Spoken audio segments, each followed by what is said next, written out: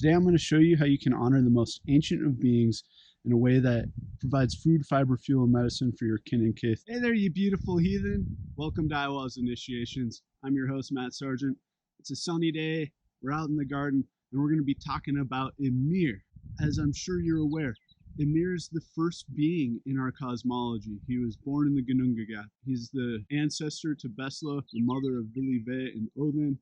Eventually, Vili and Odin rise up, kill and dismember Ymir, and that is what they fashion Midgard out of. His blood is the ocean, and the mountains are made out of his bones. And we're going to be talking about Ymir's bones in the garden and how they can benefit you. Something to keep in mind, in the words of medievalist Margaret Clooney Roth, characteristically, the gods covet important natural resources which the giants have, then steal them and turn them into their own advantage by utilizing them to create a culture. So the practice I'm going to talk about today, you're using what the gods have already stolen to develop your culture and create a permanent culture on your land, an ecological culture that provides for your kin. In this video, Secrets of the Ironwood, you can see up in the corner, and there will be links in the show notes.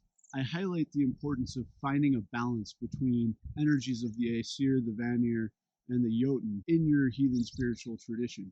And this is a way in which you can enhance and use Jotun energy, and that's by using rocks as mulch for your trees and small shrubs. Rocks essentially would be fragments of Ymir's bones. You find rocks in mountain areas, and yes, I definitely recommend spending time in the mountains, hiking, getting up above tree line. That's a great way to really feel and tap into that Jotun energy, being on top of Ymir's bones.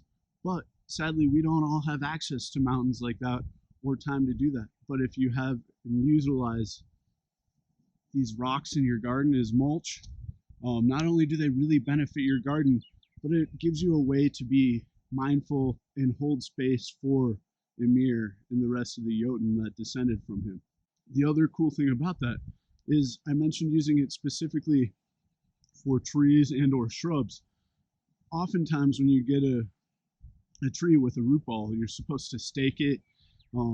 By using rocks, when you plant your tree, by putting rocks on top of the root ball, one, you have some weight to hold it down in place so you don't have the added expense of stakes, and you don't have to worry about forgetting to untie the stakes and girdling your tree. The other benefits, ecologically speaking, for the rocks is as the soil biology increases and you have more fungal and bacterial matter, those microbes are going to break down the rocks and use those minerals and transfer them to the plants that need them.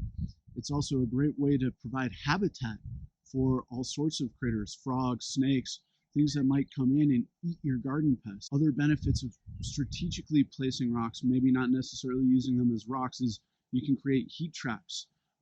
By creating a rock wall or retaining wall, you're going to radiate, those rocks will absorb that solar heat and radiate it out, which will create microclimates within your garden and allow you to grow more sensitive crops.